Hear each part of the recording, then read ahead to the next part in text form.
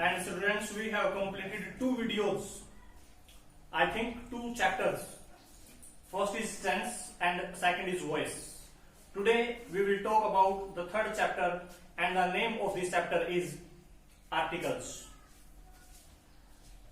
किसी भी बच्चे से आप बात करो, ये कहेंगे बड़ा ही आसान चैप्टर है ये तो, लेकिन इसी में गलतियां करते हैं। प्रेपोजिशन और आर्टिकल्स हर एग्जाम में आते हैं और बच्चे गलतियां यहीं करके आते हैं, ओवर कॉन्फिडेंस के कारण। किसी से पूछो आर्टिकल आते हैं, हाँ जी ए एन द, आसान है, लेकिन आसान समझ के इसी में गलतियां करते हैं बच्चे। तो आइए इस चैप्टर को और ज्यादा मजबूत बनाते हैं ताकि अपने 1 या 2 मार्क्स जो पेपर में है उनको और कंप्लीट किया जा सके। आर्टिकल्स अपना चैप्टर है। सबसे पहले इसकी डेफिनेशन आपको बड़ी कम जगह मिलती है, उसकी डेफिनेशन मैं आपको बताता हूं। स्पेसिफिक एंड अनस्पेसिफिक नाउन के बारे में जो बताए कि नाउन निश्चित है या अनिश्चित है, इस चीज के बारे में जो बताए उसको हम आर्टिकल कहते हैं। और स्पेसिफिक और अनस्पेसिफिक नाउन के आधार पे ही इसकी 2 काइंड्स की गई हैं। First is definite and second is indefinite. Definite जिसमें निश्चित नाउन के बारे में बताए और इनडेफिनेट जिसमें अनिश्चित है वो नाउन, ए है एन है, उसकी बात है। डेफिनेट में हम दा की बात करते हैं। क्वेश्चन बनता है ये HSS एग्जाम में, एक क्वेश्चन ये भी बनता है कि how many kinds of article. कई बच्चे कहते हैं 3, no, there are 2 kinds, definite and indefinite. और एक क्वेश्चन ये भी बनता है कि डेफिनेट आर्टिकल वो पूछ सकते हैं, 4 ऑप्शन होंगे, तो डेफिनेट आर्टिकल है द, इनडेफिनेट आर्टिकल है ए एन। तो हम बात करेंगे बारी बारी से द की, ए एन की। और एक जो इंपॉर्टेंट रहता है, आजकल एग्जाम में 60% जो आंसर रहता है वो 0 आर्टिकल ही रहता है, जिसके बारे में हमें बात करना बड़ा जरूरी है। चाहे वो HSSC एग्जाम है, चाहे अदर स्टेट लेवल एग्जाम है, 0 आर्टिकल के बारे में भी जानकारी जरूरी है। तो सबसे पहले हम बात करते हैं डेफिनेट आर्टिकल द। सबसे पहले जो आपने पहले पढ़ा भी होगा, before the name of the reverse, नदियों के नाम से पहले द का यूज किया जाता है। जैसे गंगा है, यमुना है, कोई भी नदी, before the name of the religious, before the name of the religious books, धार्मिक किताबें हैं, the Gita, the Bible, the Quran शरीफ, जितनी भी रिलीजियस बुक्स हैं उनके आगे। एक है एपिक्स। एपिक्स भी रिलीजियस बुक्स की तरह ही है। एपिक्स मतलब महाकाव्य, द महाभारता, द रामायण, मनुस्मृति, इनके आगे भी दा का यूज किया जाता है। इसके अलावा हम बात करते हैं डायरेक्शंस। डायरेक्शंस, दिशाएं, चाहे हम नॉर्थ की बात करें, चाहे साउथ की बात करें, चाहे हम ईस्ट की बात करें, चाहे वेस्ट की बात करें, वहां भी दा का यूज होता है। इसके अलावा हम बात करते हैं न्यूज़पेपर्स। न्यूज़पेपर्स स्टडी करने की बात है बस। एग्जाम में आपने देखा इतने आसान आर्टिकल भी आते हैं। न्यूज़पेपर है, उसके नाम क्या भी दा का यूज किया जाता है, जैसे the Hindustan times, the Tribune. तो ये आपने याद रखने हैं। नेक्स्ट इसमें हम बात करेंगे सुपरलेटिव डिग्री।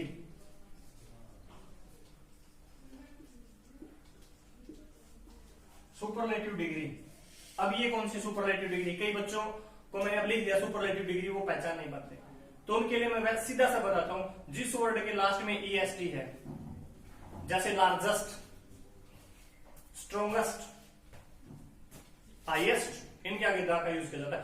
मोस्ट के आगे भी दा का यूज किया जाता है, द मोस्ट ब्यूटीफुल, क्योंकि मोस्ट भी सुपरलेटिव डिग्री में है। इसके अलावा हम बात करते हैं before the name of the trains, before the name of the aeroplanes. इन नामों के आगे भी 0 आर्टिकल, सॉरी, इनके आगे भी द आर्टिकल का यूज किया जाता है। इसके अलावा हम बात करते हैं म्यूजिकल इंस्ट्रूमेंट। Musical instruments. अब म्यूजिकल इंस्ट्रूमेंट्स मतलब संगीत के लिए जैसे तबला, वायलिन, इनके आगे भी दा का यूज किया जाता है, म्यूजिकल इंस्ट्रूमेंट्स के आगे। इसके अलावा हम बात करते हैं कुछ कंट्रीज हैं जो प्लूरल में है, जैसे यूएसए, जैसे हम बात करेंगे यूके। इन कंट्रीज के आगे भी आर्टिकल दा का यूज किया जाता है। इसके अलावा हम बात करते हैं माउंटेन सीरीज। माउंटेन सीरीज ये समझने की है, कई बच्चे चाहे माउंटेन मिले उसके आगे भी दा का यूज करते हैं, लेकिन ये गलत है। यदि आपको मिले द माउंट एवरेस्ट तो आपने जीरो आर्टिकल का यूज करना है, क्योंकि माउंटेन के आगे जीरो आर्टिकल आता है। माउंटेन सीरीज जैसे हिमालयाज, आल्प्स, ALPS, इनके आगे हमने दा का यूज करना है, माउंटेन सीरीज के आगे दा का यूज करना है। इसके अलावा आपको मिले सी, ओशियन, यानी सागर की बात है चाहे महासागर की बात है, जैसे red sea, the red sea, the black sea. Ocean की बात है, महासागर की बात है, जैसे द पैसिफिक ओशियन। तो इनके आगे भी हमने दा का यूज करना है। एक खाड़ी आपने सुना होगा जिनको इंग्लिश में हम बोलते हैं बे, द बे ऑफ बंगाल, इनके आगे भी आपने दा का यूज करना है। लेकिन एक खाड़ी है द हडसन, हडसन, SUDSON, ये एक एक्सेप्शन है, ये एक अपवाद है, इसके आगे आपने जीरो आर्टिकल का यूज करना है। इसको आप नोट भी कर सकते हैं, SUDSON, हडसन, जिसके आगे यूज करना है जीरो आर्टिकल। इसके अलावा हम बात करते हैं डेजर्ट, DESERT, डेजर्ट, मरुस्थल, the Sahara desert, the Thar, जितने भी मरुस्थल हैं उनके आगे भी दा का यूज किया जाता है। इसके अलावा हम बात करते हैं आइलैंड्स, द्वीप, द अंडमान, द निकोबार, इनके आगे भी दा का यूज किया जाता है। इसके अलावा हम बात करते हैं comparative degree.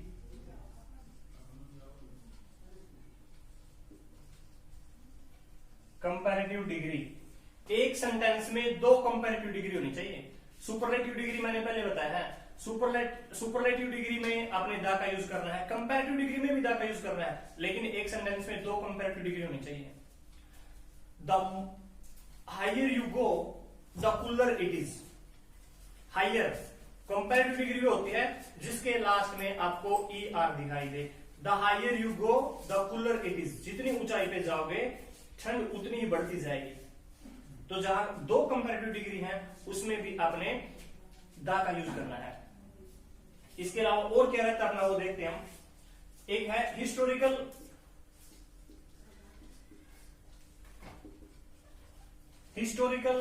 Events, the battle of Panipat, historical building, the Taj Mahal, historical place, Panipat में लड़ाई हुई थी, द पानीपत। तो आपने याद रखना है historical events, historical place, historical building, historical empire,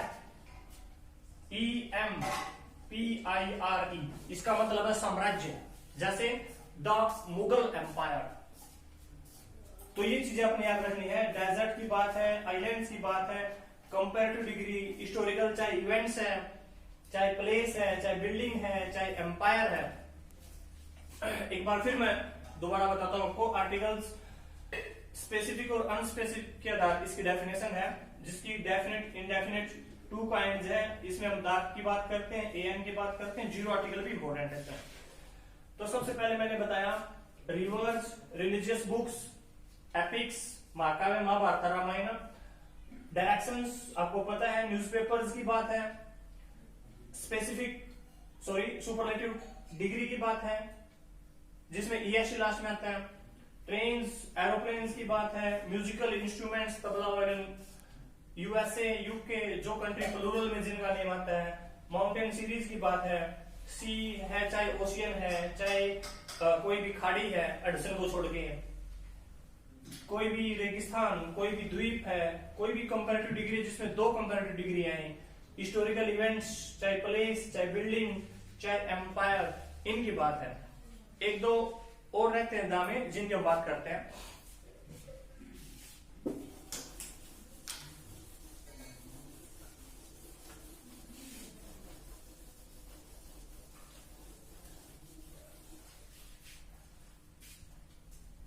आगे इसमें हम बात करते हैं, जैसे एक सेंटेंस है dash gold is very costly, gold is very costly, dash gold is very costly. इसमें हम यूज करेंगे जीरो आर्टिकल, गोल्ड है, आयरन है, स्टील है, इनके लिए जीरो आर्टिकल का यूज किया जाता है। लेकिन यदि विशेषता बताई जाए किसी प्लेस में इनकी विशेषता बताई जाए, जैसे dash gold is very costly of south Africa, of south Africa. अब यहां उस सोने की बात है जो सिर्फ साउथ अफ्रीका में है, प्रॉपर प्लेस पे है, तो हम यहां पर यूज करेंगे द, ये भी आपने ध्यान रखना है। इसके अलावा एक है dash water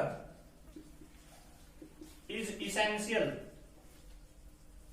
water is essential for life, इसमें आपने जीरो आर्टिकल का यूज करना है। लेकिन हालांकि जीरो आर्टिकल की मैं अलग से बात करूंगा, ये इसलिए समझा रहा हूं ताकि दा के आपकी समझ में आए।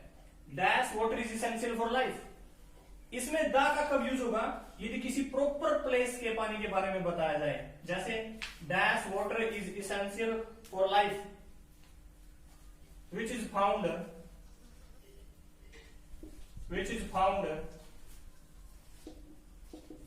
इन दिस लेक, जो इस झील में मिलता है उस पानी की बात है, तो हम करेंगे द वाटर। तो यहां उन वर्ड्स की बात है जो हमें प्रॉपर प्लेस, किसी प्लेस के पानी के बारे में बताए, किसी प्लेस के सोने के बारे में बताए, उन वर्ड्स की हमने यहां पे बात की है। तो ये वीडियो थी आर्टिकल्स की, इसमें दा के कुछ रूल्स और रहते हैं, उनकी बात करें हम नेक्स्ट वीडियो में। एक छोटी सी वीडियो थी, बेसिक जानकारी थी मेनली इसमें आर्टिकल्स की। तो आपसे रिक्वेस्ट है इस वीडियो को अच्छी तरीके से देखें, इन रूल्स को याद करें और अगली वीडियो तक वेट करें। तब तक के लिए हंसते रहिए, मुस्कुराते रहिए और घर पर रहिए। Thank you.